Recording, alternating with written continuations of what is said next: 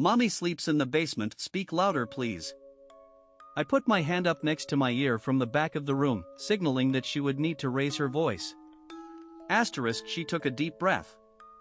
I could see anxiety turning her cheeks beet red, as strands of blonde hair began to fall out of the same nappy ponytail she wore every day. There was something about her so familiar, but I just couldn't put my finger on it. With her face glued to the paper, too afraid to make eye contact, she quickly sputtered out asterisk. Hi, my name is Paisley Jackson, and this is my poem called My Family. Asterisk Paisley was a shy little girl. In fact, she was one of the quietest students I ever had in my 10 years of teaching. Which I guess being the youngest of 11 will do that to anyone. Surprisingly, she was very smart, unlike the rest of her siblings who were dumber than a box of rocks. Lord, the Jackson kids were such a headache, except for Paisley of course. I just wish I could have given her more opportunities to improve her future, asterisk. Asterisk, don't get me wrong, I tried to help Paisley, I really did. I gave her clothes, food, and even had funds lined up for her. But, living dirt poor in a shack out in the middle of the desert, was a bad hand to be dealt in life. Besides, no matter what I did, it wouldn't have made a difference. Everyone knows that the cycle of poverty is almost impossible to break, asterisk. Asterisk, I crossed my legs, pen in hand, preparing for yet another bland story about a family I'd never get to meet. If you've ever worked with underprivileged kids, you'd know that guardian involvement is quite rare. When it came to interest in their daughter's education, Paisley's parents were no exception, asterisk. I have two mommies. One named Betty who can make good spaghetti. I call her Mom, she's the one that's married to my dad Tom. One named Claire with pretty yellow hair. I call her Mommy, Dad calls her his project, his hobby. Asterisk, being smack dab in the middle of Utah, I've seen hundreds of polygamist families, so this didn't strike me odd. Besides, even though polygamy is illegal, I try to keep my nose in my own business, asterisk.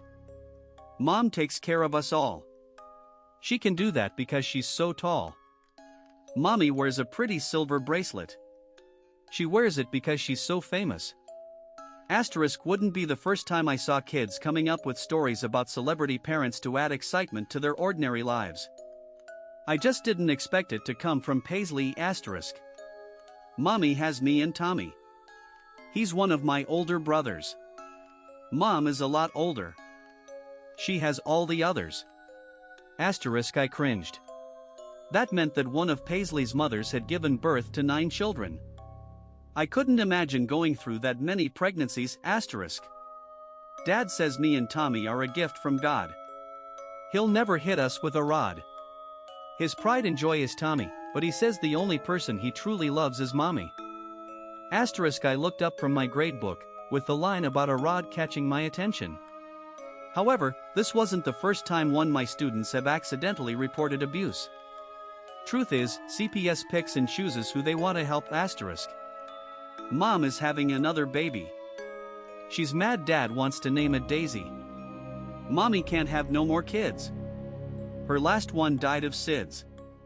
Asterisk, shifting in my seat, I scribbled down a note reminding myself to deliver my daughter's old baby clothes to the Jacksons' shack. As a mother myself, I know babies can be expensive, asterisk.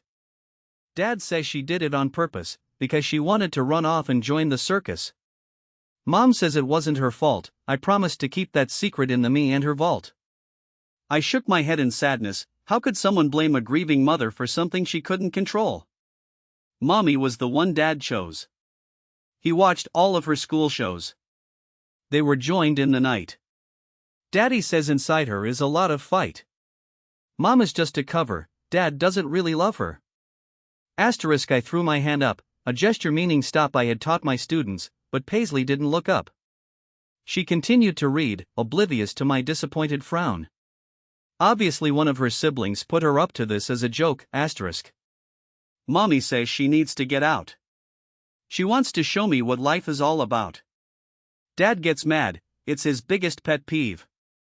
Mommy is sad, she just wants to leave. Mommy sings to me her favorite song. Mom says Dad's head is wired wrong. Asterisk, shaking my head, I sighed. Another child with so much potential, and such a kind heart, was stuck in the middle of a lover's quarrel that didn't even involve her, asterisk. Last birthday, I wanted to take Mommy to see her favorite basketball team. Mom made me a cake with frosted buttercream. I got to go see the Knicks, but Dad said he made a mistake he couldn't fix. Nothing is the same anymore. I don't know why for sure. Now Dad cries at night alone. He asks God, what have I done? To Mom he no longer tends, she hopes the baby will make amends.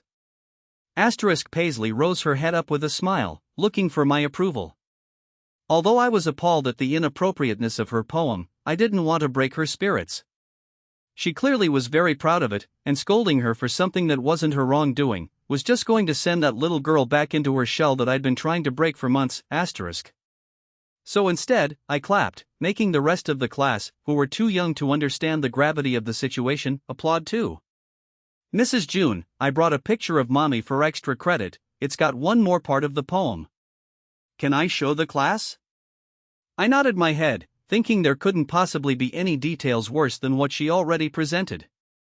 Paisley reached into the front pocket on her old worn-out hand-me-down dress, pulling out an old aging photo. She flipped the flaking picture around, displaying it as if it were her most prized possession. My blood ran cold.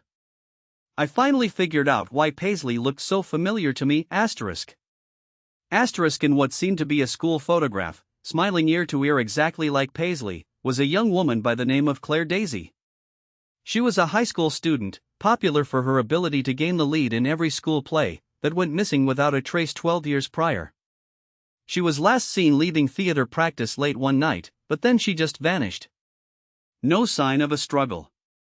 No witnesses. No evidence. No body. Nothing.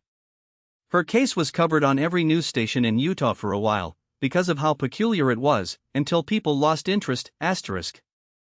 Paisley happily continued, I was so in shock I couldn't stop her, as she read off the back of the picture. There is one thing I don't understand, and maybe you'll have the answer at hand. If Dad's love for Mommy will never sway, why did he treat her that way? Mom lays her head on a nice soft bed. But Mommy sleeps in the basement, under a big slab of cement. https://junipejunejh.wordpress.com